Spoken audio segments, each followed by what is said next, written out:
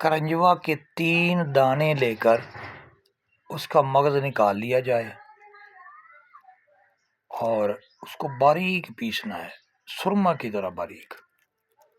جب پس جائے 1 پاؤ کلالیاں جسے بولتے ہیں، کوڈوڈا کے مغز، اس کو باریک پیس لیا جائے اور پیسنے کے بعد اس میں 3 پاؤ مغز بادام یعنی گری بادام اس میں ڈال دیا جائے، وہ بھی باریک پیس کے۔ حسب ضرورت اس میں شہد ڈال کے ایک معجون کی صورت کا لوک سا تیار کیا جائے۔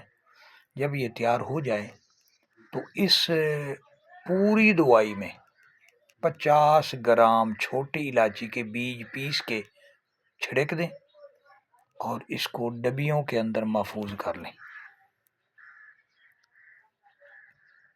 پرانے سے پرانی خارش، پرانے سے پرانی کھانسی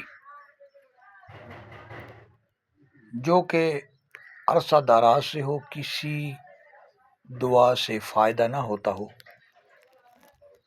ایک چھوٹا چائے والا چمچ 3 وقت اس معجون کا سادہ پانی کے ساتھ استعمال کریں۔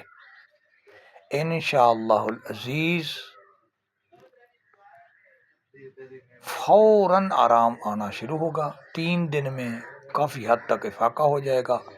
ہفتہ عشرہ کے بعد آپ کو ایسا بھی محسوس نہیں ہوگا کہ کبھی کھانسی تھی۔ کھانسی کے لیے اکسیر اعظم ہے، تیار کریں اور فائدہ اٹھائیں۔